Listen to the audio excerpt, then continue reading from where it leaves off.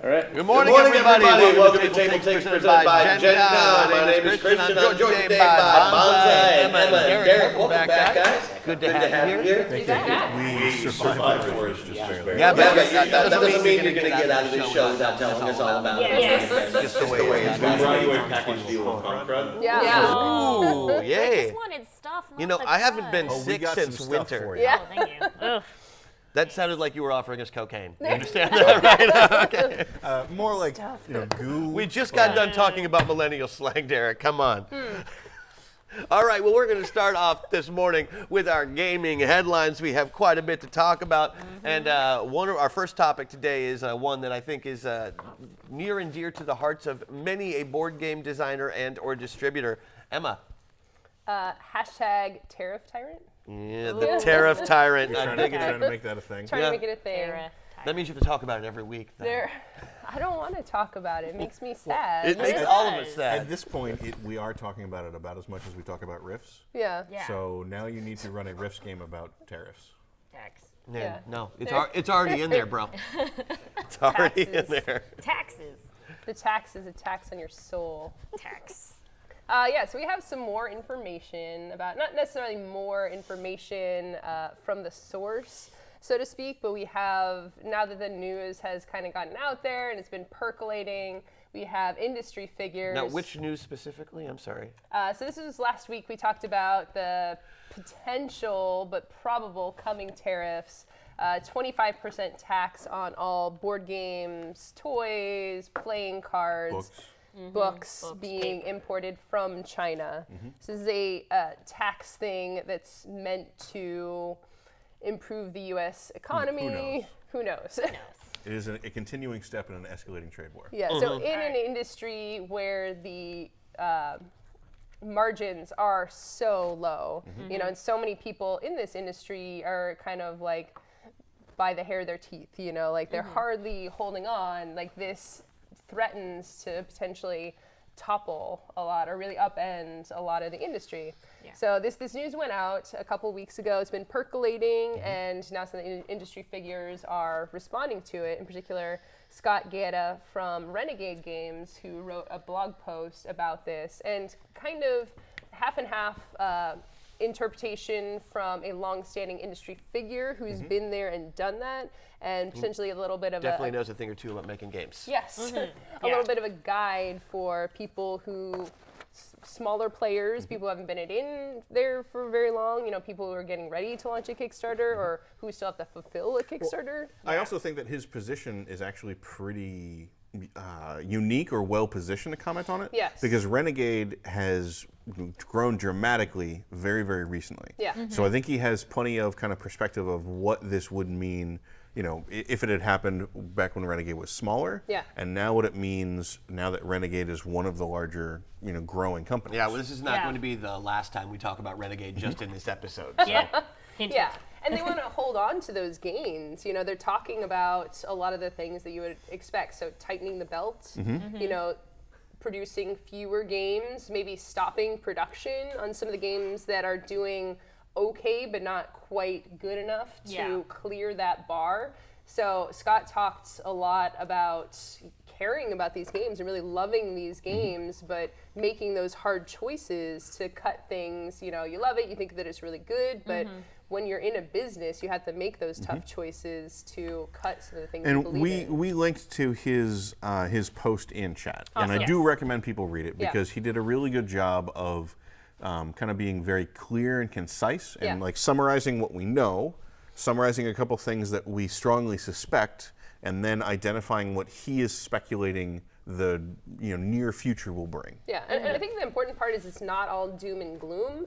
So he has some very actionable things in there. So for example, for people who are on Kickstarter now or looking to go to Kickstarter soon, do that. Like look at the Kickstarter to be how you get the game out into the world, and don't necessarily look ahead and start investing, particularly in distribution. You know, that just like rely on the Kickstarter. You might have to eat some of those costs from the tariffs, but as long as you don't like start spending money, be like, oh, this is the beginning of a big thing, and spending the money that you don't have focusing more on His that. advice was even like more specific, which I thought was, I don't know, like refreshing or really blunt, which was basically, if you're going to put a game on Kickstarter, focus on the Kickstarter and just plan on the Kickstarter. Just don't even consider going to retail, basically. Yeah. You know, he just flat out said, make your Kickstarter a success, work on the Kickstarter. If your game is a huge runaway hit, then distribution and stores will come to you, and you can sort out that problem at that point. Right. But the margin is so low for a lot of these things that it's just not worth it for every Kickstarter creator to plan to chase down distribution from the start. I wonder, because of this, we'll have like a period of time where like good quality games tend to like rise up to the top because of all of this muddle, and you know. Maybe. I mean, I think we talked about that before too. Like I think it's just the barrier to create a game is going to be higher. Yeah. So I think that means that the games that do rise to the top probably will be a little bit better. Yes. But it also means that we probably will see games from the kind of people we normally see games from. Yes. We're going to be seeing some cookie cutters coming out in the next Yeah. couple of Yeah. years, Lots simply of because of cookies. this, because people are going to be too afraid to try something different. And Yep. what we've been experiencing in the last couple of years, this board game RPG renaissance that we're having, where it's becoming more popular and in the mainstream, might be going away because part of that is innovation. And if it's too expensive to innovate, you just gotta copy paste, and that's all you can do. Oh, Yeah. that's unfortunate though. I mean, like it's one Really of those things is. of, if we see 600 games come out or 1,000 games come out a year, like it's hard to argue that we need all of those games. But, if we're only going to get 5% of all the games that come out a year are going to be really different. Maybe not good, but really different. If we have 1,000 games come out, that probably means like 50 games or so are really different. And we can learn from that even if they're not good. But if we just cut that in half or further and we just have fewer games come out, there's no guarantee that the number of weird different games that could have an impact will still stay at the same level. I mean, that's just going to probably have to go down. And it's also going to be more of a platform thing too. I think, a lot of designers rely on just like, people are buying games willy-nilly, like it's not that big of a risk, and I can just make things, throw it out there and see what sticks. But I think more so people with established platforms, and that will be more of the people who have done certain things, and their audiences will expect the same coming down the pipeline. One more thing is, Scott predicts the tariffs will last 12 to 18 months. So this is an interesting, it's a while, but it's not forever, which is a very interesting point to take into consideration, and advises potentially to wait as opposed to launching right now. That's a scary prospect by itself. Oh, they're still plagued. Oh, yeah. Yeah, I'm Very sitting so close right now. I just felt myself Good get job. sick. You're the wall. Thank you. I'm glad he thank could be you. here for you, Over a little Bonsai. bit. Thank you. So his advice that was mentioned in the article is, don't make a game, and if you're doing a Kickstarter for a game, don't try and get distribution for it. Just focus. Are we worried that's going to affect the retailer in any way? Because it seems to me like that's going to put a lot of these little guy storefronts out of business. Yeah. Well, so it's hard. It's hard to Maybe say. not out of business, Well, I but mean, that's a hard hit. These guys it are is, barely it making is. ends meet as it is. Yeah. But I think the question there is how much of a given local store's business is magic versus anything that's not magic. Don't they make And magic out of paper? They do, but Wizards is going to be big enough that like magic is still going to happen and it's still going to go through. And I think a lot of Magic cards are made within the U.S. too, so Yeah. they're not. Yep, I think they've been changing that. They've been changing it so they have that instant like. Yeah, and plus, even though we're getting into this, maybe it's a 12 to 18th month tariff, that's still long enough for the industry as a whole to raise prices. Yes. Yeah. And when that tariff goes away, do you see them lowering prices when it's done? No. Certainly not. No. No, but like again, if we're constantly talking about how narrow margins are, then like especially in RPG circles, I think board games is still maybe a little bit more debatable. Yeah. But in RPG sides, the price the consumer pays versus the effort the creators have to put into it is wildly out of balance. Sure. Like that's not an easy thing to fix. I don't think tariffs are necessarily the delicate way to adjust that. But but- tariffs aren't going to fix that problem.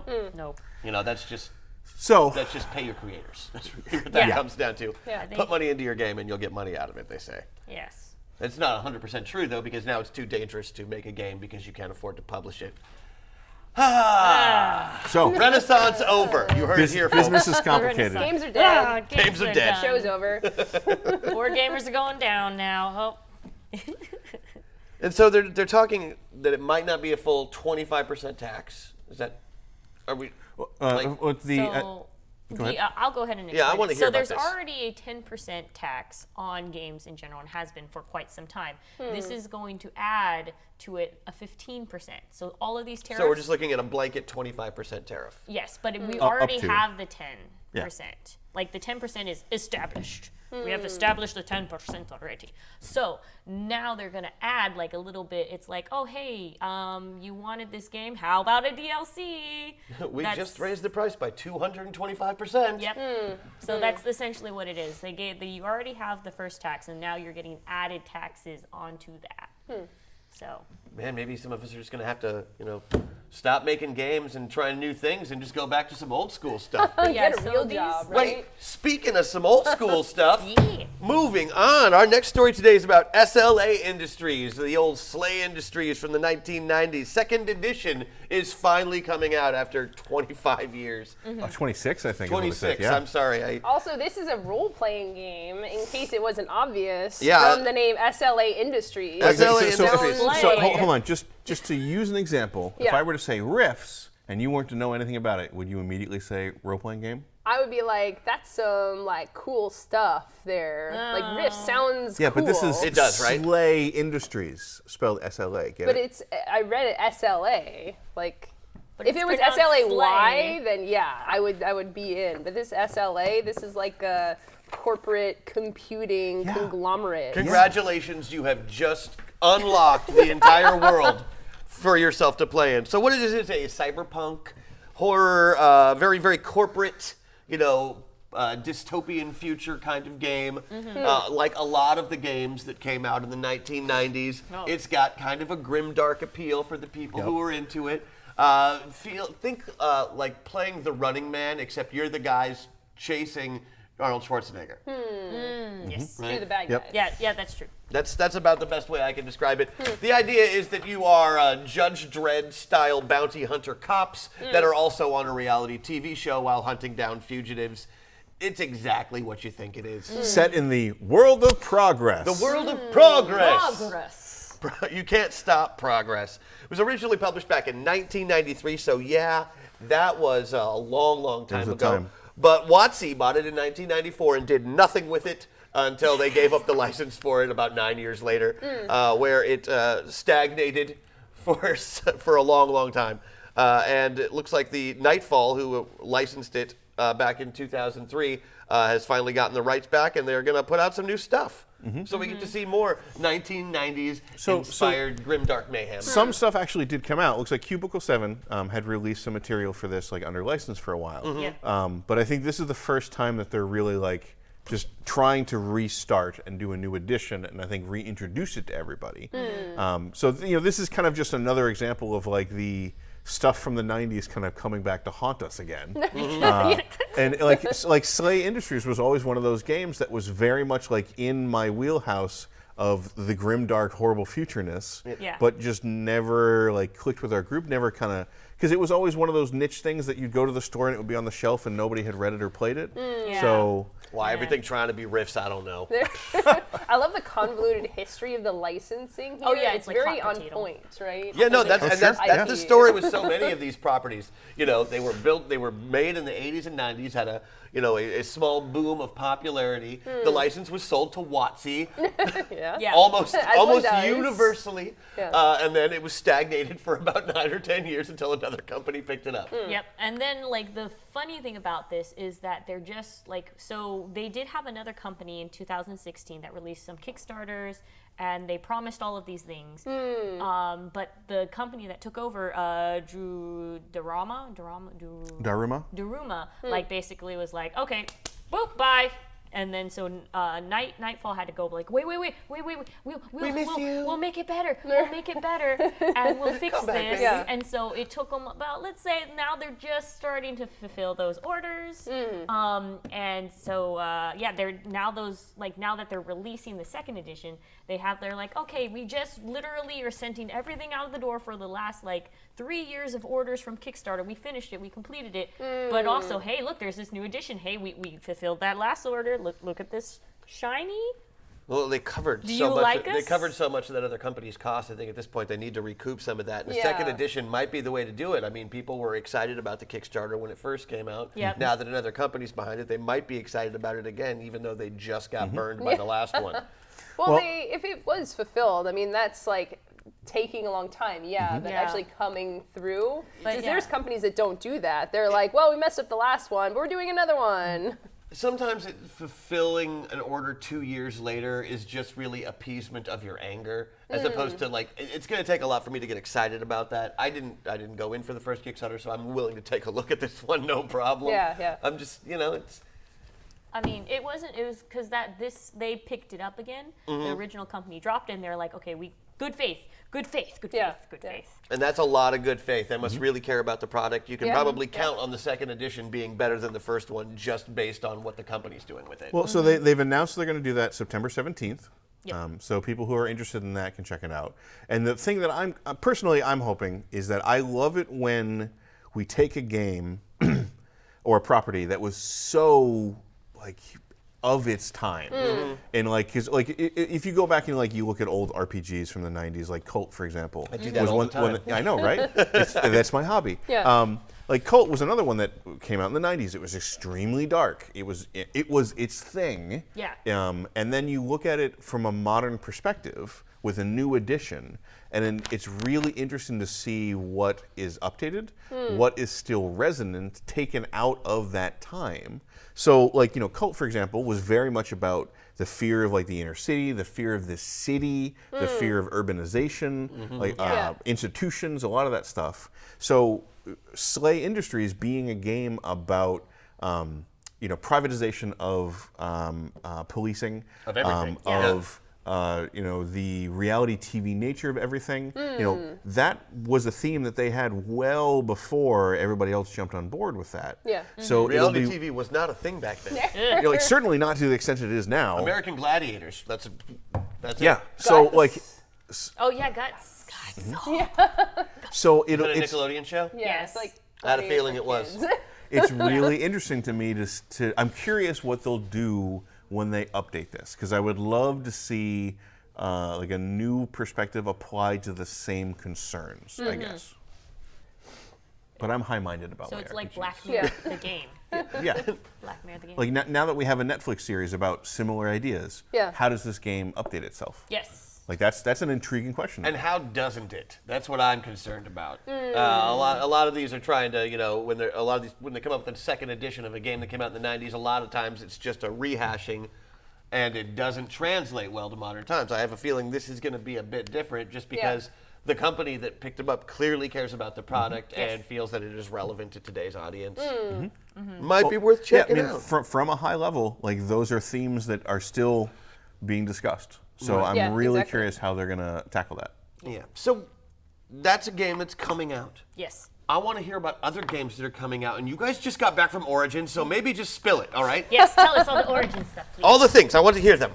Well, why don't we talk about the Origins Award first? Yeah. Oh, okay. Yeah. Okay. Okay, yeah. That's So you got to there start was somewhere. an awards. We had talked about this before we left because We talked about a number of the nominees. some of the games that were nominated, and then they were voted on by the high and mighty cabal of voters. Also, Origins attendees. and yes, I was like, Origins. they have a cabal. I'd like to thank the cabal for this award. There's- So That would be you joke, but the Diana Jones Awards are actually structured that way. Like they say, the secret cabal has voted. Ooh. Yeah, Ooh. it's hilarious. Oh, yeah. Well, there also is. Now I want to Yeah, win the one. secret cabal. The secret cabal is a whole separate Why does thing. it sound like a food to me? Like a ball. It does sound a little delicious. Kebab. I'll have 2 cabals, please. I'm fine with the 2 I've got, thanks. Yeah. Yeah, so going down the list, first of all, I guess we should do this in reverse order, but I'm just going to start at the top. Game of the year. Game of the year. This is the best game. Best game. Only game. Of the year. Of all time, but just the year. No, just for the year. Just for Of the all year. time of 2019. For all the time of 2019. 2019. Yes. Surprising no one, Root. Mm-hmm. So if you've had a chance to see this game, first of all, if you've just seen it on the shelf or seen it being played, It's adorable. the table presence of the adorable creatures, the cats, birds, you might have misinterpreted it if you just saw it on a shelf or on the table, because it's like, oh, that looks so cute. Look at the little animals. And it They're is all a brutal friends cutthroat together. game of control. Oh, control and politics. Yep. Nature. Yeah. Why did they put little kitties on it? I would have bought it if I would have known. There There are kitties on it. There I are. know. Why I know, did that's what I'm they saying. put Why kitties? did they put You kitties on have it? to accept. I need you have skulls to accept and the cute and the murder in your heart at knives. once. Yes. But that's the nature. That Skull is. knife kitties. Nature. Yeah. Nature is. I just made a new game. Hold on. And nature is like that, exactly. Like that's, they're cute, but in nature, the cats are going to eat the birds. So Or the birds Root don't won fight back. Root won Game of the Year Yeah. and board game, just to Yes. spoil Yeah. that category as well. Oh, now that's ruined. thanks. Thanks. Thanks. But Spoils. so again, it's a very, very cute game. Wonderfully intricate rules. It has been flippantly described to me as the Vietnam War retold with adorable woodland creatures. Yeah. Oh God. And mechanically, That's an analogy that can't possibly go wrong. it goes great. There's a role-playing game coming out for it too eventually. Mechanically though, it's amazing because All these kitties draft each of the different factions is so different from each other Yes. that you are effectively playing 5 games layered on top of each other at Yeah. once on the same board. Well, that sounds way more fun than just playing one game on the same One I know, board. right? Well, it's the spiritual successor to Vast. So, Letter Games first did the attempt with Vast, with having a cave and the characters. I think that one, like, they were trying to do something really interesting there. It's a great game. Great game, a little less accessible from what I've heard. Like, people just trying to get into it, having 5 different things and trying to keep it in mind, I think for some people was a little much. It is. Root is also a lot, but they did a lot of work on the starter guide and the starter system to it. So they basically show you how to play a game. Yeah. Like you go in there and they're like, do this, and break Root it down. had one of the things that I from a packaging perspective, Yeah. trying to deliver, hey, learn 5 games at once Yeah. to play is really hard, but they did one of the best ways of executing that, I think, is that you Voiceover effectively tutorial. get like 3 rule books almost. Yeah. Yeah. Where one rule book is like, because they basically say, how do you learn? Do you learn from reading all the rules and like knowing how everything works and then playing? Great. Here's the reference rule book. You can cross-reference. You can you look it up a rule during the game. This is the rule book you want. Yes. Are you a visual learner who wants to kind of see diagrams and examples? I order off the picture menu at McDonald's. Does that count? So, Yes. yeah. Then Yeah, there you go. here's that rule book that is kind of more like a traditional like board game rule book that kind of gives you some concepts and images and stuff like that. And then further, they also had a couple cards that were just, we're going to walk you through 2 turns. Yeah. We're going to tell you what you do on each turn. Yes, And yeah. we're going to set the cards up in a certain way so that you see what happens on each turn. So you play through like a scripted 2-turn kind of thing. And by the end of that, then you're like, I think I kind of get it now. And you get to play through a game. Yeah. They did a really, really good job with onboarding people to the game, I think. If anything, that sounds very accessible. It is. Yeah, It and is. and Like, for the strategies too, like having it broke down. Like when I was playing the virus, which I think is the Woodland Alliance. yep, the Woodland Yeah. Alliance. Just know it, the 'cause you- oppressed cute animals. Yeah, on a rebels. high level, it's like, okay, I'm kind of trying to do Which this. Or animals like, have you privilege? really just want to go out and like spread out or something. Like you just want to be wait, no, there. cats. You don't worry about getting your characters beat up too much. So the strategies are so different. Having that laid out is very helpful. Yeah. Very. Yeah. Really good game. Highly recommended. Yeah, I was looking at this because I wasn't familiar with Roots before, and then I'm like, oh, I need to get this game because and LeVar also, Burton was great. And the levels, like it makes sense for all the levels. Like the cats are the main honchos, and then you got the birds, and then you got the different levels of creatures. So- There's also some, I think the expansion had the optional rules to automate the cats, so you can all cooperatively play against the cats. Yeah. The expansion also introduced the lizard folk cult, All who like ever to wanted is sacrifice automated people for their cats. dark gods. It also introduced the otters. With otters, yes. Who are just basically the mercenaries who sell soldiers to everybody else. Yeah, they're weird. Yeah. Otters are weird. Otherwise, they would just take over everything because they're the best animal. Yeah. Yeah. Which So Otters, yeah. otters are pretty really awesome. good game. Yeah. Totally deserving of best game and board game. Yeah. Next on our list is best card game, The Mind. I'm very happy about this. I love The Mind. You love The Mind. You're unsure. I'm unsure because you described it, and I was like, this is hitting all of the things I don't like. The Mind is a very divisive game. I have yet to find anybody who's like, yeah, it's fine. Yeah. Like, it's very much like, I love that, or I will never play that again. Yeah. Yeah. So to summarize it, in case people haven't played, The Mind is like, there's a deck of 100 cards labeled 1 through 100. In round 1, everybody gets 1 card. Round 2, everybody gets 2, 3, etc. You're trying to get through 7 rounds. The trick is you have to play all of your cards from all 4 of you cooperatively together in order. Chronological order. Numerical order. Yeah. Without talking. Or Yeah. communicating. Or communicating. theoretically Just If it was communicating chronological, Yeah. it'd be so much easier Yep. because if you just So- put the first card down first and the last card down last, you win. So, like, for example, you might have a 17, a 32, a 58, and a 97. And Oh, that's we that's just handy. yeah, Because we we're just all have to the same. stare at each other and like convince someone to play first. It's very much a game of odds. So like the normal game, you have to do that. And when you each have 1 card, it's cute and fun. When we have 4 cards, Oh, each of us has 4, it gets very stressful where you're just like staring and you're like, I'm pretty sure that you have a card before I want to play a card, so could you just play the card, but you can't say anything. Yeah. What happens if you do? If you play the wrong card, No, if you say something. then you are kicked out of the game forever Yeah. and you can never play again. you got to do the mind games. This is trying So to if teach you're one of you those people who science. tries this game out and doesn't like it, just say you don't like it. So Don't won't ruin be it for invited everyone back. else. the best part is that's the normal mode. Yeah. The hard mode No.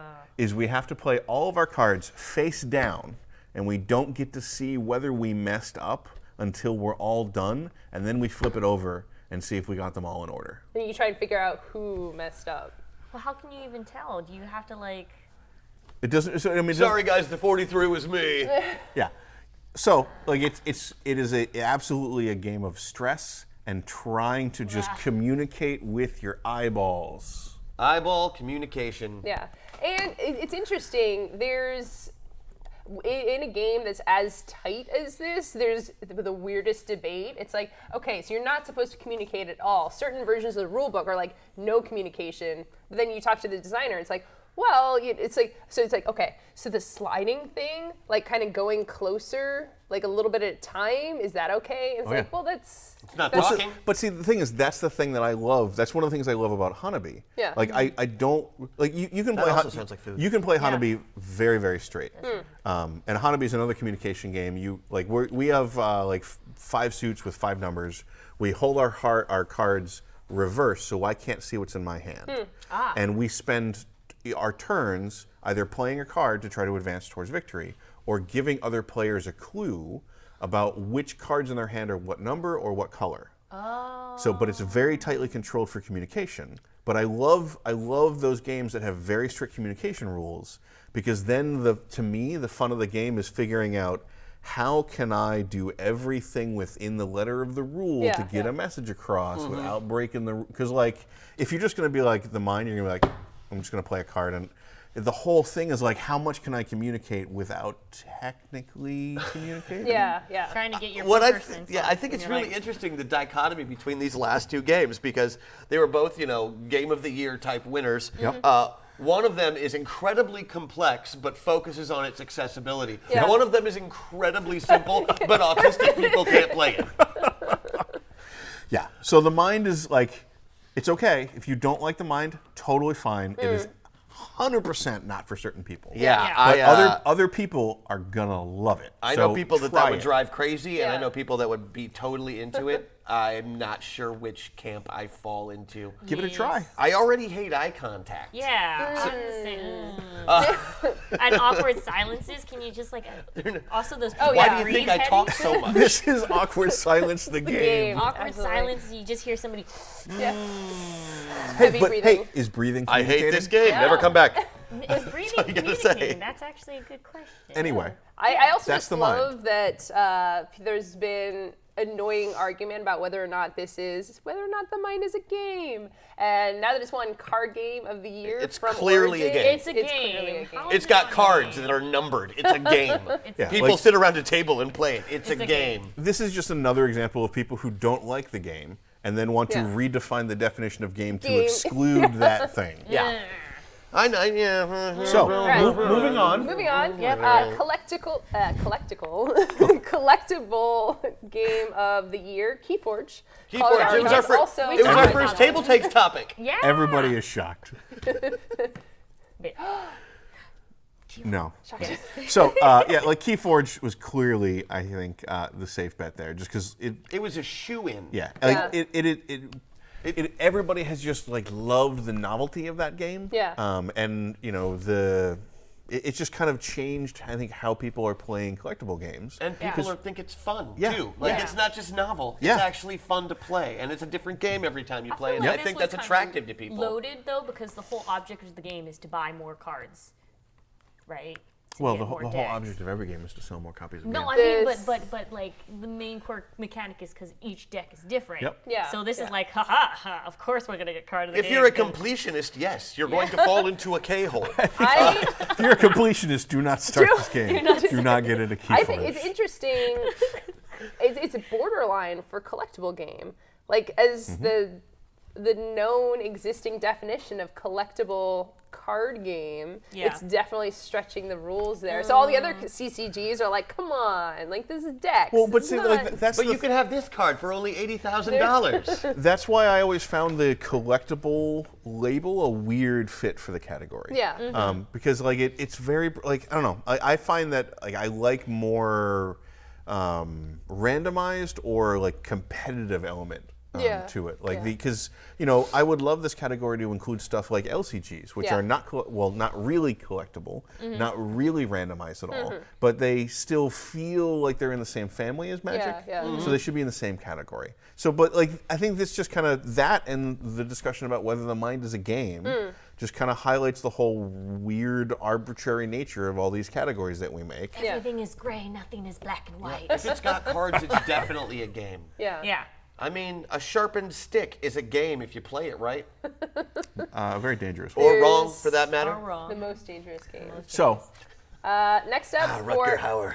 gaming accessory of the year, Black Dragon trophy plaque, which I think is just a plaque with a dragon head on it. Yeah, like you mount it Really? on your wall like Yeah. you killed a deer or something, except Yeah. it's a dragon. But that's it? It's just, Yeah. And that's a gaming accessory. Yep. Again, but that's too big. for a game. Wait. Again, anything is a game. it's if you it's play not a with it, miniature. right? It is an accessory that you feel for to decorate your house. Yeah. It gets Well, you Or in your the game mood. room, more Accessory specifically. to me just sounds like, it's like, small, you can put it on a table, not accessory bigger than my torso. Well, maybe this is expanding the horizons of acceptable accessory for Yeah, you. accessory for your RPG campaign. You need to set up your If house you think about it, a accordingly. poncho can be an accessory. And that's bigger than your torso. There- Moving on, before we go too much off the rails. Family game too. Family game. Oh yeah, I completely skipped the family game. Family game of the year, the Tea Dragon Society card game. it's so cute. Another adorability is definitely the name of the game for these nominees. Tea Dragon Society is a kind of deck building game based off the Tea Dragon Society graphic novel with the art from the graphic novel. Incredibly adorable. You have dragons, you have moving through the seasons, you have tea ceremonies. So I and guessed it's- that. Yeah.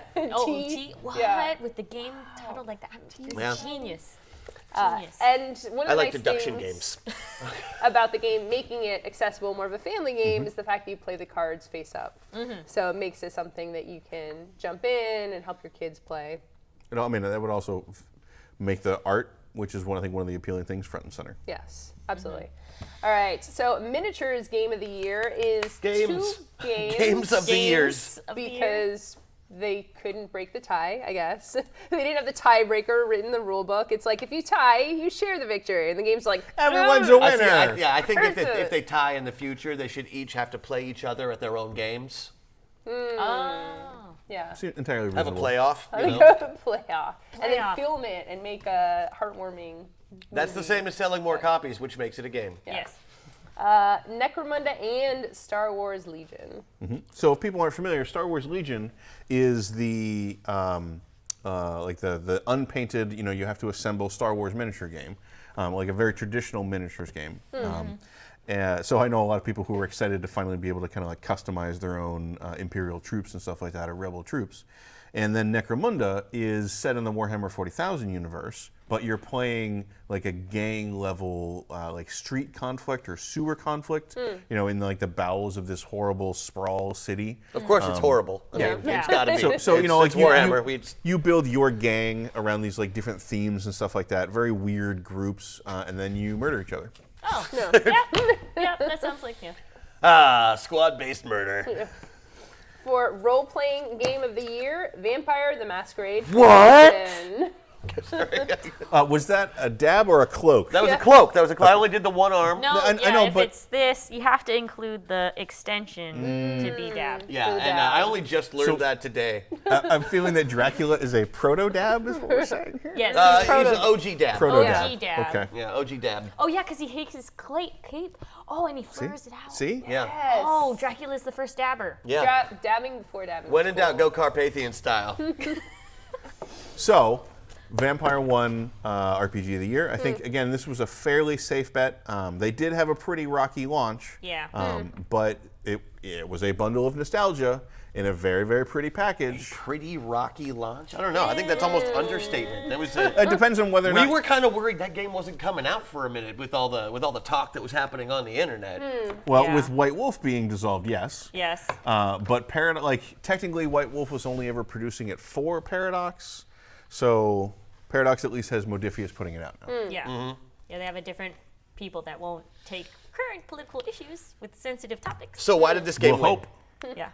I suspect because it is very pretty. Yes. And it is a bundle of nostalgia from the 90s. Yeah. And it is it updates a lot of things, and it's a very good new addition, but it's still a very like traditional role-playing game. Yeah. And I think if you look at some of the other things, like Dust City Outlaws was the one that I really wanted to win because it was it's designed by a friend of mine. I'm a big fan of it, but it's a much bigger departure from kind of standard RPG model. Right. So it was great that it was nominated, but I think that It was an honor just to be nominated. Yeah, absolutely. Yeah. For him, since it wasn't me. I'll speak I on his just say that behalf. for anyone. You're honored.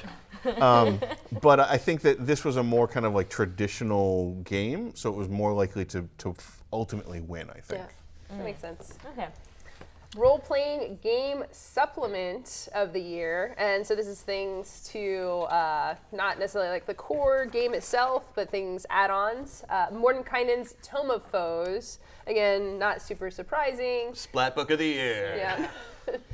D&D continues to put out excellent content in very pretty packages too. Like you have your regular edition if you want all of your books to the spines to look the same, but if you like the extra sparkle, the shiny shine, then you can get your collector's edition. I think this was actually the first one that had the collector's cover that I didn't like more than the normal cover. And yet it still won. Yeah. Well, you're not in the cabal. won. We know now. I didn't vote for this game.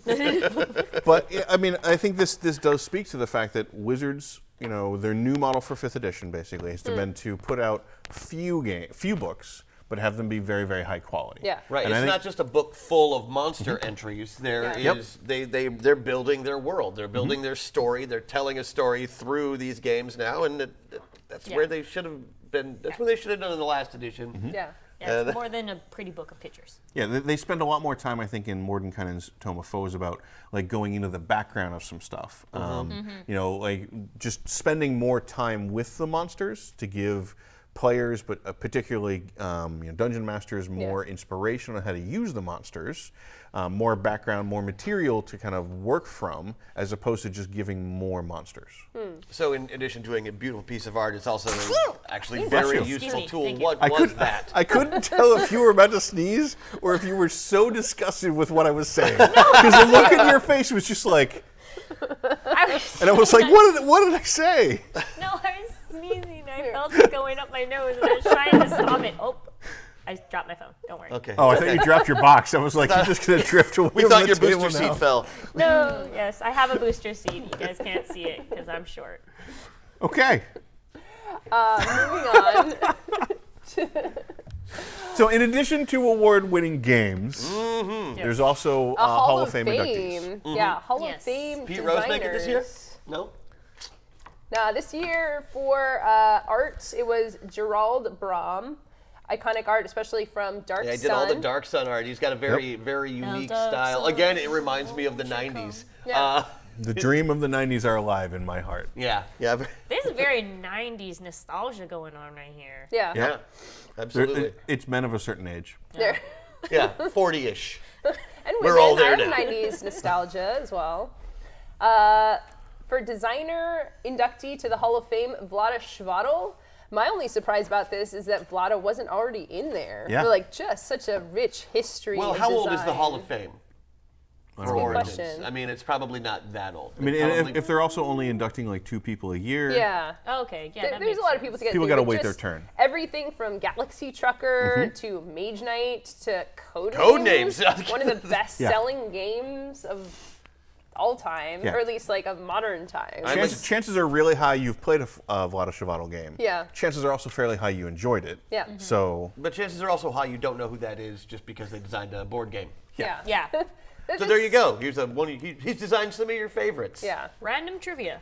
Vlada Chvátil. They also have a rising star for the Hall of Fame, Jamie Stegmaier. It's really great to see Jamie on here because not only Jamie has designed some amazing games, Scythe, Charterstone, Euphoria. Jamie's also a publisher. So Stonemaier Games is the publisher of Wingspan, and several other games that have come out. And Jamie's also very active in the community, talking to designers, always has inbox open to answer questions, talking about progression from, being on Kickstarter at one point, moving away from Kickstarter. A lot of blog posts, just like giving a lot back to the community. that's what I was going to mention. I was glad he was a rising star for that reason. Yeah. Because he's invested a lot of energy in trying to help people understand the business side of what's going on too. Yeah.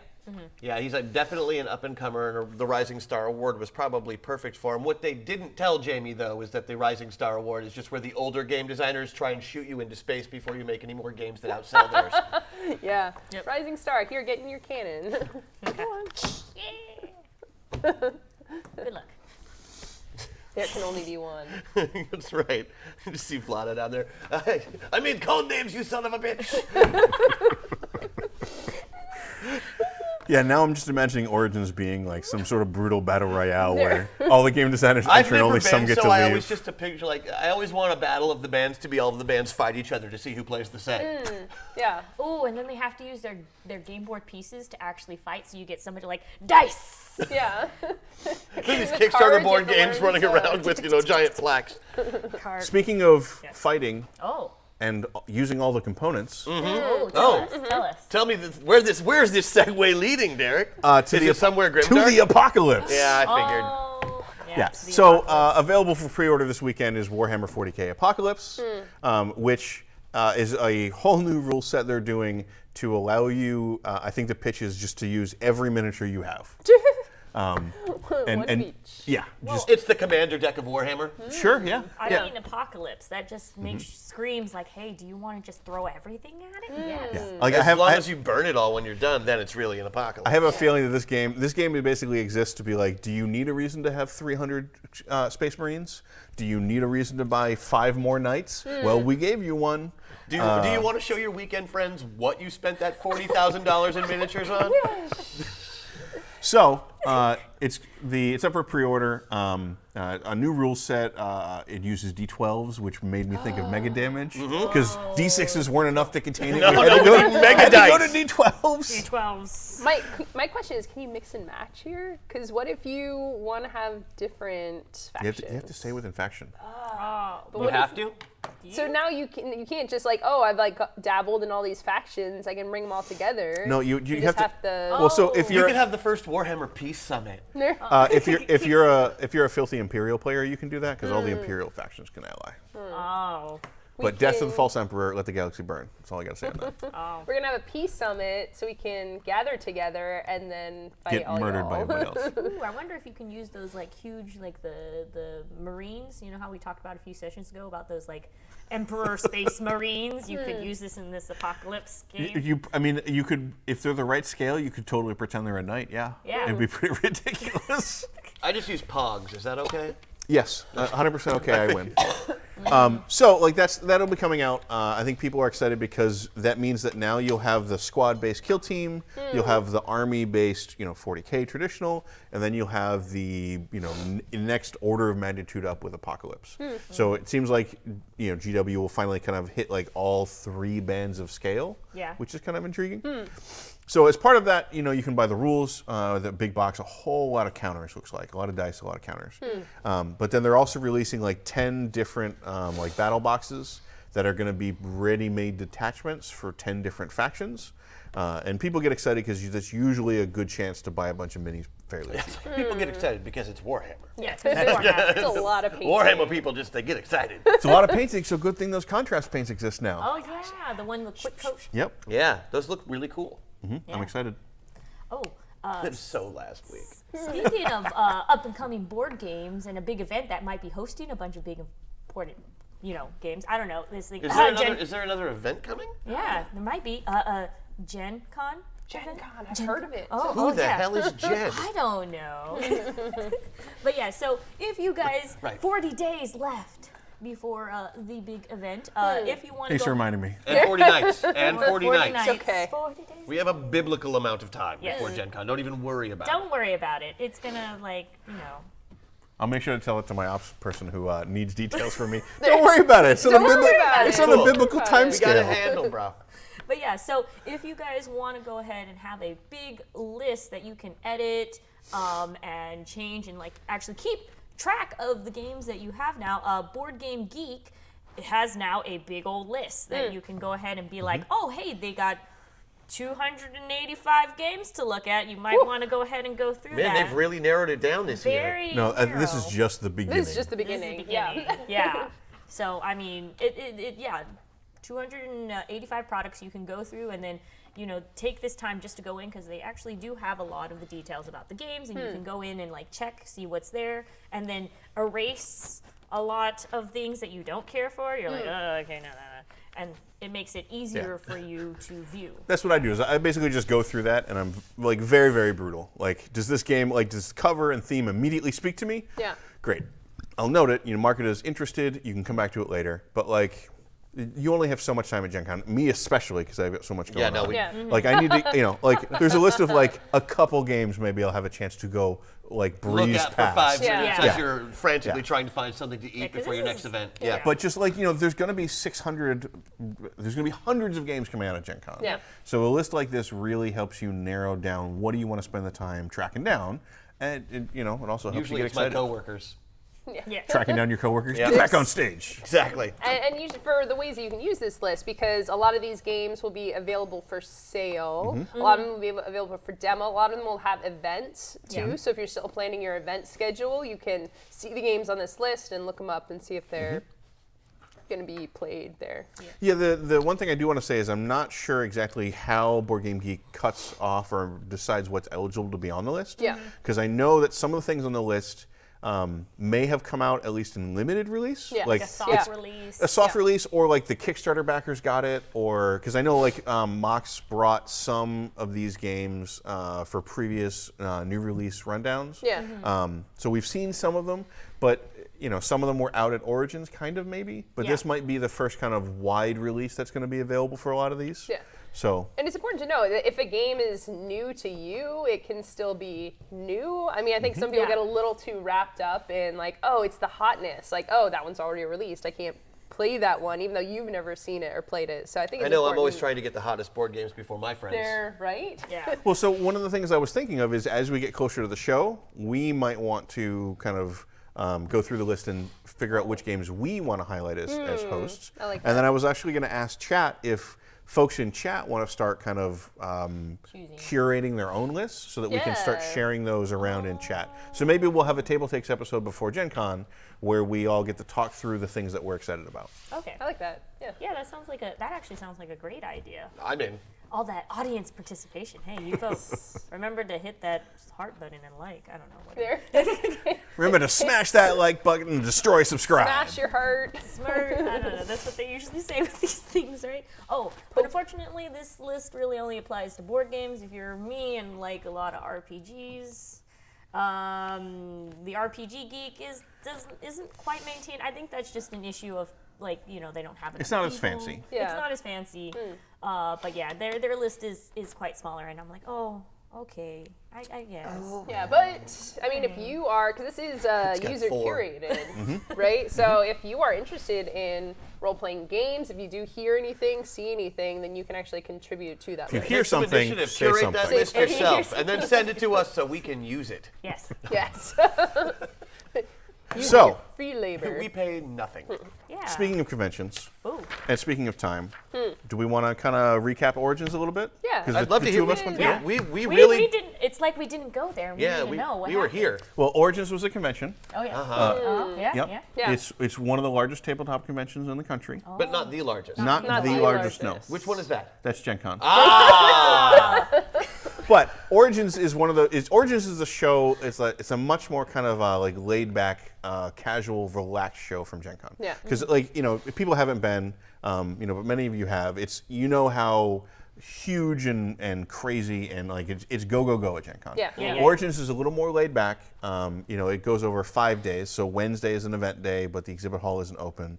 And then things are just kind of much calmer. They're a little bit more spread out. Yeah. I want to say the attendance is like 12, 15. I don't know what they've announced for the last couple of years. So I might be misremembering 15, that. 1,000. That's Yeah. not bad. No, No, only not at 12 all. or 15 people. That's the big. That's like, Well, no, that's like Yeah, okay. it's just super, a couple super of people. relaxed. really relaxed. But one of the great things about the show is that Origins is where a lot of industry folks go, but then have the time to actually socialize with each other, socialize with fans. The way the con is set up, there's a big bar on 2, which is this bar in one of the hotels that almost It's everybody actually has to. called Big Bar. Yeah, on it's two. called. Yeah, so everybody kind of has to go through that bar to get back to their hotels. So every evening it ends up being filled with everyone just kind of hanging out and talking with each other. And getting drunk. That too.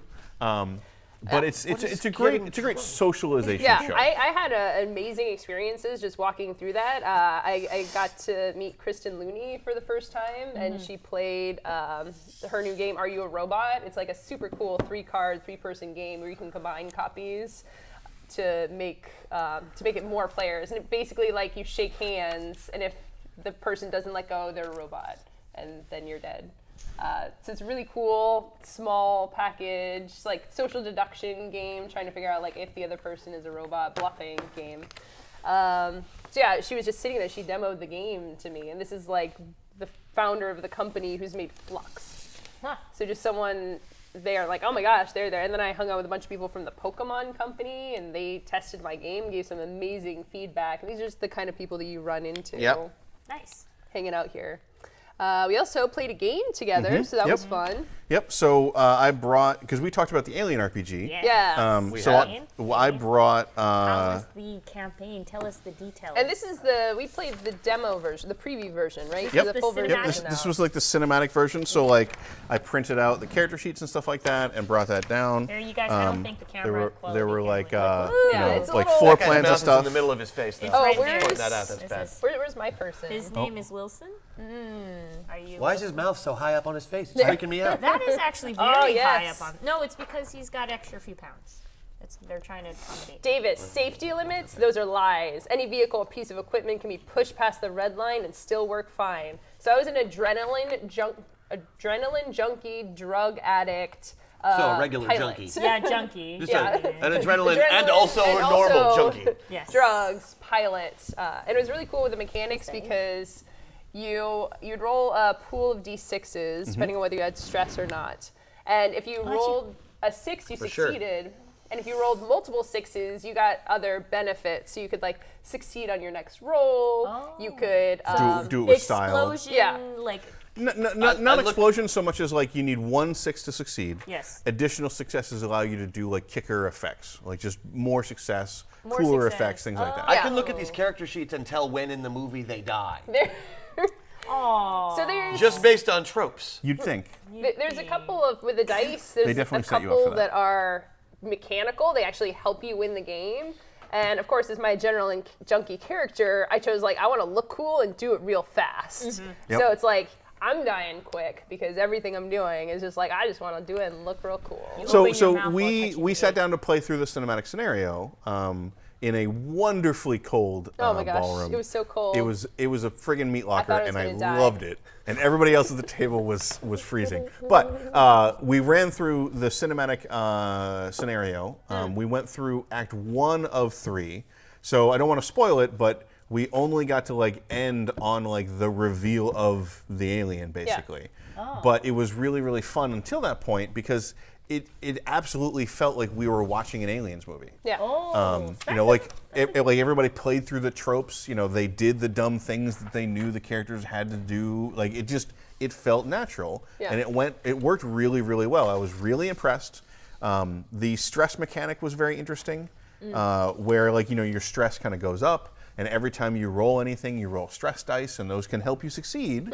But if a 1 comes up, then you have a freak out, and a lot of the freak outs start with you just kind of giving everybody else stress. So there was a very interesting like stress infection where at first everyone was terrified because they knew what we were playing, but as time went on, they started to build up stress, things started to get worse, they started to get a little bit worried, and then the alien hits. It was very, very neat. Okay. So I they think do have the horror aspect because like that's the one thing I was concerned about with this game is like can you have horror and stress happen with players while you're because there's going to be people cracking jokes like alien blah, blah, blah, Yep. Yeah, we totally cracked jokes, and I think you were still freaked out at the very end. Oh yeah. And I think the interesting part, like staying in that space in the magic circle, because we've seen the movies, right? Yep, We've all seen the movies. You're playing as characters. The characters have never seen the movies, so you're walking down the hallway, and there's just like, and there's round globules on the floor that kind of look like eggs. As the character, you're like, oh, that's weird. As the player, you're like, shit. Yeah. Or like the time when I was like, how is it that as the character you're not like, oh shit? No, well, but there were also other sequences where like you arrive on this derelict ship. The air is breathable, but you need to fix the scrubbers. Yeah. But you also need to fix the helm. And I'm like, well, you can get it all done in one shift if one person does the helm and one person carries these scrubbers all by themselves. And you guys are like, yeah, sure, we'll go ahead and do it. And as players, you're like, oh god. Don't break the party, don't you know? Because you're not metagaming as much because you're like, what would these characters? Your characters are so visceral, and it's like you've seen it all. You're just like pilots who've been around the galaxy. You just got to get a job done. Yeah. You've never seen aliens bursting out of people, so you're just doing what you got to do. I think it went very well. I'm very impressed. I was very happy with it. I'm excited to see the final game. I think it went a little bit slowly because it was the first time that any of us had played with this.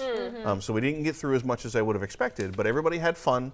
There were also some other really interesting mechanical elements that we didn't get to play with, like everybody had agendas, like secret agendas that were handed. I don't know if you want to spoil it though. You know? You're right. I don't know if you want to know. So like everyone was handed a secret agenda of like, hey, in Act 1, this is the thing that you want to do. In Act 2, your agenda has changed. And you're given that, and it seemed to be really neat. And then there's also one of the characters was an android, but you don't know which one. So they just get a different agenda. So there was some interesting things there. There was also a thing where the mechanics feel like they take at some point the spaceship and treat it like a dungeon would in D&D. Yeah. Where you're supposed to like go room by room, you take your time, you count your oxygen, you're going trying to find the alien. I as the GM is having the alien track you down. Like we didn't get to fully play with that, but there's some interesting elements there as well. So I was very excited. So I was very happy. Recommend. I got a fire axe and a shotgun. You did. Fire axe. So like it's Like firemen use it to knock down oh, doors. oh, I thought you meant an axe that was on fire. That would be laser. so much cooler, but I That was would be like, cool, it's but like harder in space. Okay. Probably. Yeah. But was. if the air is Axe. breathable, you should be able to. Yeah, as long as you have. I mean, you're using a valuable oxygen, but it's an axe that's on fire, so totally worth it. Totally not going to explode in an oxygen-rich environment. No. Well, if there's too much, sure. So the other interesting thing, or the other major Go thing, fast, look cool. was that I grabbed the Shadowrun beginner box. Beginner box. This was like the first thing that I grabbed before I went back to my room and And it'll kept be the being last sick. thing I grab before I leave the studio today. So like this really strikes me as Shadowrun learning from Fantasy Flight's beginner boxes for Star Wars and stuff like that. Because there's some introductory rules, there's an adventure, there's an introduction to the world and stuff like that. But then Big unfoldy map. a big unfolding map. Big unfolding Let you map. big unfold that. Okay. But then they have these the character Help, books help. that are the character picture being so and then the all the stats and stuff like Wait, upside that with down, upside down. explanations for how the rules work. And then they have like the background and rules play examples that have print like smell? a little bit of Yeah. the world in it too. Plastic. Yeah. So I think they're very much trying to channel that. So And then we're they also right- had We're right here. Dice. more dice than I was Need the expecting from a dice. beginner box. Yeah. Do you want to say about the dice design? And the like reference cards, NPC cards, stuff like that. So it feels like they are trying to not push mentioning some the of dice? those elements. We're not mentioning the dice. I see. We're not mentioning. No, we shouldn't mention the dice. No. The They're dice it. aren't even the least bit weird. No. They're anatomical. Just leave it at that. They are a Shadowrun design. The 5 and 6s, because in Shadowrun like 5s and 6s are successes. Right. The 5s Yes. and 6s look a little bit different, so it's nice. Yeah. It's nice. And one of them is the original Shadowrun logo with some more rounded edges on it. Simplified logo. So that's the beginner box. It's just a sample. Like there's not character creation in there. It's really just the classic. You get in I think the Stuffer Shack like food fight adventure is a Shadowrun. Every edition has that where you fight in Stuffer like Fight Shack. you fight in the Stuffer Shack. I think in this one you fight outside the Stuffer Shack, so it's like one step further. So there's definitely some callbacks to old stuff there, and I was excited to see it. Nice. And I think that's our report from Origins. That sounds like everything. Yeah, that's literally everything that happened. Wow. Yeah. I feel like I missed nothing now. I know. It's like we were like there. you We were there. So Yeah, I think most of the rest of the time we were, Marion and I were demoing electronic tickets for Gen Con, so we had a lot of meetings. I got to play a couple RPGs, cross off a couple stuff from my Kickstarter list of games that I backed and hadn't had a chance to play. Yeah. And then I played in a LARP. I convinced everyone As I opposed was, to like a really, really not Not- weird LARP. Is it the same LARP that's been going to all these conventions about like a LARPing puzzle room, no, escape room? Okay, no. All right, never mind. nope. I basically played a con man who convinced everybody he was a priest. Nice. Ah, nice. It was fun. Oh, I just saw a movie that had this exact same thing in it. That's amazing. but did this LARP have goats? Maybe you were No. in the movie. It's entirely possible. Oh, Yeah. were you? The in goat LARP sounds. The goat larp. Goat LARP, yeah. Yeah, but that's, And- that's thing. different. And that was Origins. Yeah, that's Very like, cool. If people are in the Columbus area next year, they should go. So how fast can we talk about Kickstarters today, guys? Apparently, very. very Is fast. we're gonna sound like the Micro Machines man. All right, are you ready for the Kickstarter? Here we go. Oh, the races, the Kickstarter races. All right, so Hello, we're gonna start Kickstarter off queen. with With us? VIA, the Roads of Rome. VI. VI. VI. You were close. very close. The SEO on this one is Spelled questionable. VIAE, just in case anyone's wondering why we're VI. mispronouncing VI. Yep. So this is a Kickstarter that's all about conquering, expanding Rome, but having the influence to control the empire at the end of the game. And it's just a very endearing project. Yeah. Check out the Yeah. Watch the video. video. For it. Just Yep. watch the video Just watch for it. That Holy will tell you cosplay, everything you Batman. need to know and also entertain you for the day. Yeah. Yes. The designer was very much like, I love board games, but I always house rule stuff, so I made my own. Yeah. And it, like the Board games are awesome, but board games suck. You know, like, And I fixed it. I fixed it. I Trust me. fixed board games, guys. You can buy this one. So hey, we're gonna throw it on our recommendation list because you made our day a little brighter. Yeah. Thank you. Definitely a game of endearment. If you're looking for the territory control, but with a little bit of like alliance making and breaking. Politics. And apparently, like the best rules. You can't really beat that. I just want to know if it comes with like the sword and what are the Roman coins? There's a name for them. Drachma? An apple. Yeah, sure. The, There's like an apple on the board. It was all very. A gladius. Yeah. Yes. Cool. do you get the cosplay outfits? Yes. I think that's the additional add-on you can get. There's probably a stretch goal for that. Yeah. Stretch goal for the cosplay. Oh, also, other Kickstarter news since we're going super, super fast. Grimmer Space. It's like Starfinder, but with sci-fi horror skin. And if you don't know what Starfinder, it's like Pathfinder With a sci-fi skin. with a sci-fi skin. It's actually in it's a space. completely different game, and it's a great game. It's a great game, yeah. It's and using the Pathfinder rules, but it's a whole new setting. if you Or want, Starfinder rules, I'm sorry. if the you want Starfinder like rules. a Grimoire space, but not be 40K, this is your game. Yeah. Yeah. So I guess it's like a sci-fi universe that like evil, horrible magic stuff have just started to invade. Yeah. Yes. Like, It's I like think Grim Space. But Grim no, it's space. grimmer than that. It's grimmer it's than grim, that, though. grim space. Like I think like the first like just as a quick like gimme, their free example that's a hefty 90-page example like is Abattoir 8, where you have to go to a space meat produce factory, and then something goes wrong in space meat. Like with space meat, how can anything go wrong? With space Everything goes wrong. with Why are we Starfinder. talking about a reskinned Starfinder? Well, there's famous people involved, so we yeah. thought we would bring it up. Also, if you guys don't know, you can one of the people that is in this Kickstarter commercial is Sam Weiss. Sorry, I was gonna say his name, but then I'm like, no, Rudy? Rudy. Yeah. So Sean Astin. Sean Astin. Yeah. Sean Astin. Yeah, I saw the video and I was like, man, he looks so familiar. Where have I seen him before? I know that name. I had to look it up, and then I was like, I'm done. He carried Huckleberry Finn up a mountain. Yeah. But yes, It's really hard. very hard. Oh, but also on cooler background news, if you guys know Roan Bartone and Louis Lou Agresta. Agresta. Lou Agresta, I can't know that name, it's hard, are also part of it. If you guys don't know who they are the people in charge of Iron GM, which is like Iron Chef, but for GMs. It's an event they run at every Gen Con. Oh, Gen Con. Yeah, and they a whole bunch of players show up to play it, but they get the GMs, and they're basically, I believe, just given, here are the ingredients, make the adventure and go run it now. Yeah. There. So yeah. That always goes well, except in England. Okay. So the next project I wanted to highlight is a much smaller scale one. It's Dust Wardens, and it is another Powered by the Apocalypse game. Post-apocalyptic. Yep. The trick for the shtick for the mechanics here is that instead of using dice, it uses tarot cards. Yes. And you just draw tarot cards to generate the randomness to determine whether you succeed or fail. Major Arcana cards have a major fantastical effect.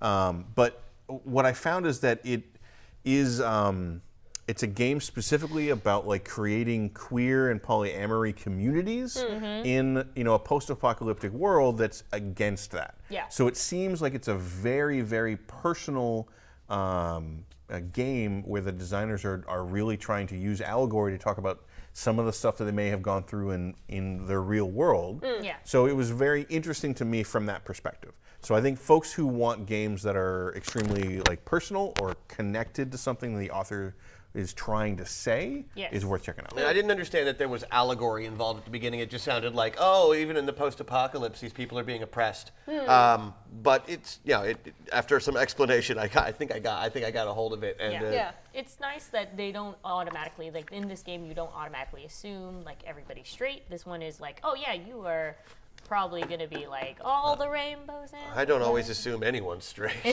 well, in a lot, fortunately, a lot of role-playing games, that is, like the straight people are like, I am human, straight, Yep. you know, Yeah. We don't need more human fighters, that's for damn sure.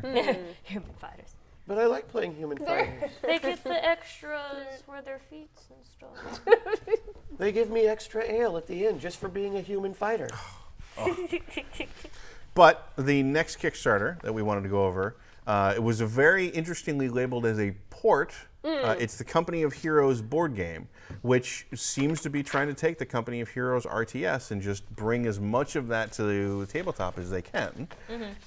You tired of pushing buttons? Now you can move the tokens around yourself. Yeah. Yeah. Game about war. War game. Or have you ever War. wanted to play like a serious war game with little green army men? Then now 100% do it. Except they have a little Green Army Men video game already. Yeah, but that's playing the video game with little green army. Anyway, so this, it's an adaptation of the RTS, but the thing that seems different to me is that it seems like it's trying to maintain as much of the complexity of the video game as it can. Yeah. It doesn't seem like it's just trying to simplify it into a board game. Right, they're porting an RTS game onto a board. Yeah. It's got hexes. It's got a lot of resource management.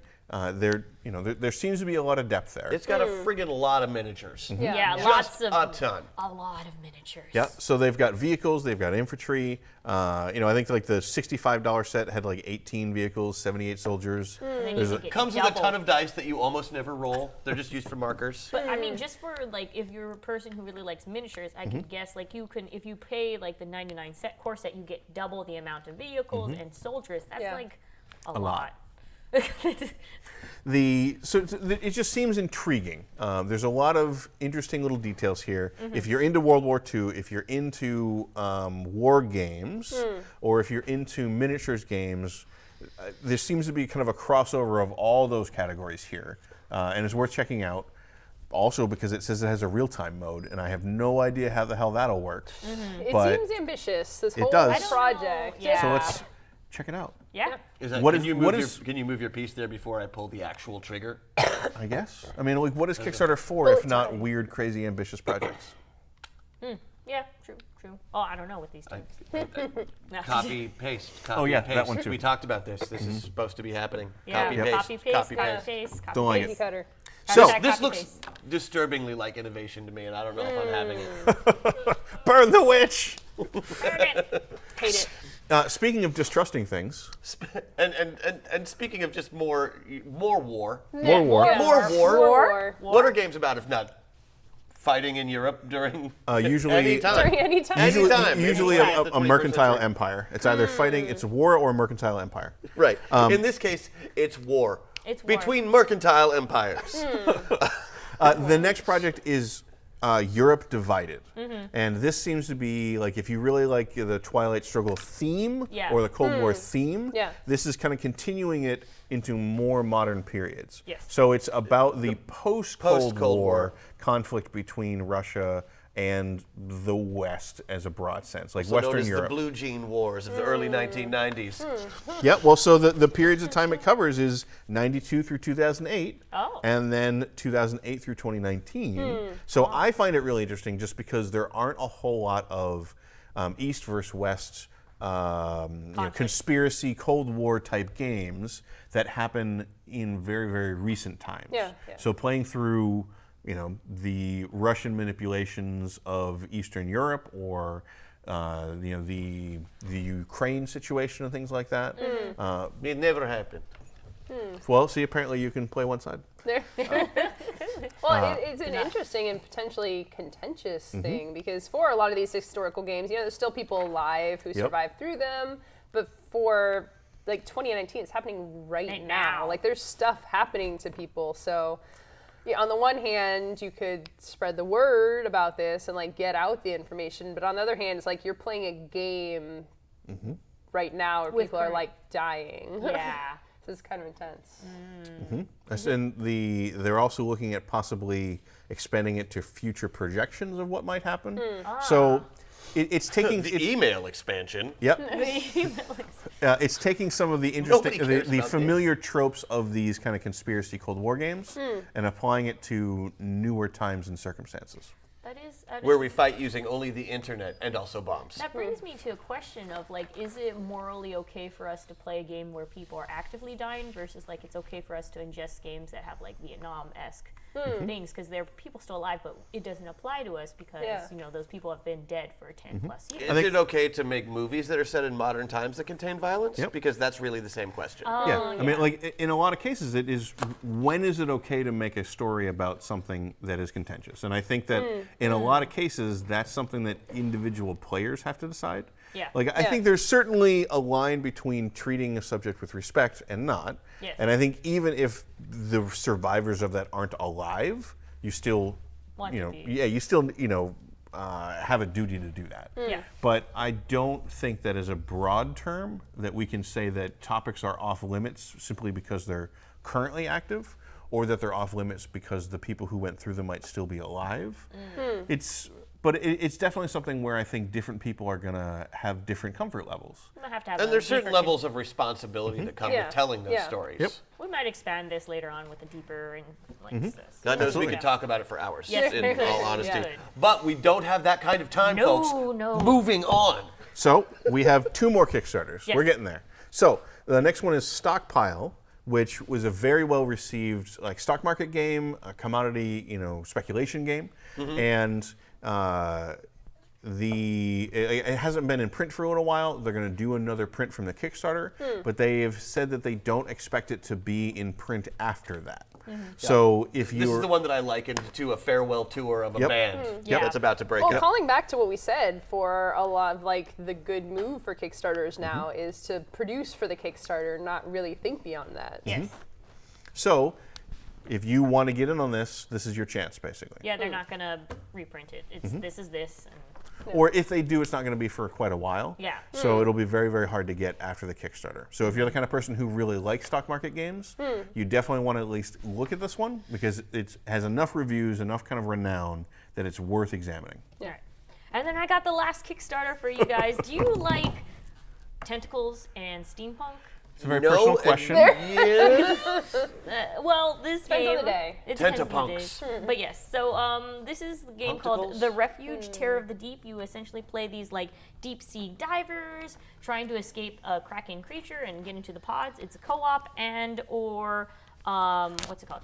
It's not solo, cooperative, and competitive. There's those 3 modes. It's from the same makers who did Refuge, The Race for Survival, which was not any co-op. It was just straight up solo. You had one person to survive. So it looks like they took from what they learned from their first Kickstarter and then expanded on it. The set and everything, the piece is definitely very Kickstarter-y. Beautiful. So they all look awesome. They all look. Yeah, this is very very awesome. much the KBG of the week, the Kickstarter Yes. board game. Okay, good to know. There's a lot of tentacles. There's a lot of tentacles. Yeah. That's why people love them. But it was a very striking Kickstarter, just because this is this isn't. Let's talk about striking tentacles. Yes, this isn't a collection of sculpted heroes who are going to go off and have great adventures. These are relatively kind Normal. of realistic deep sea divers. Yeah. With it's just the sculpting, the posing of the heroes and the Kraken and all of its pieces made it a little stand out kind of amid a crowd of general fantasy adventure board game kind of thing. Also with steampunk and tentacle elements, let's be Yes. honest, Yeah. it's a Kickstarter board game. Yeah, it is. And so if you guys like that kind of gameplay, definitely pick it up and try it out. It does look really, really cool. It does. It looks gorgeous. Just pretty games. I like pretty things. I go shiny. That is kind of why we're here. Yeah. Is that our last Kickstarter? That is our last Kickstarter. Guys, that's it. That's it. We got Did through it. it. Welcome back again, guys. We'll see you next week. Thanks for showing up to TableTakes. We will see you next Friday, same something time, same something but we channel. got- Also, don't forget to go ahead. But stick around because we're going to set up for new release rundown, where another representative from Mox is going to bring in some new games for us to review, or to kind of get an overview of. Which is so cool. Yes. And then we also don't forget the other shows that we have. We have Brothers Murph on Monday nights. Peter Atkinson is again talking with people during his fireside chats on Wednesdays. He's back in the So studio as well. Roosevelt. Yep. So we have all of those shows. So check us out. That's what we're here for. All right. Smack that like button or heart button. Heart the subscribe. Heart Which the one is it? subscribe. It's a heart. Yeah. It's Yeah. a heart. It's a Smack it. follows are free. Whatever, Smack it. like and Smack it. subscribe. It's a Twitch Subscribe. channel. You can do both of those things. It's we great. We also think- have a YouTube. You can do that too. Yep. We think that you are smart enough to figure out how to do it. We do. We do. Yeah. You're on the internet right now. You can manage this.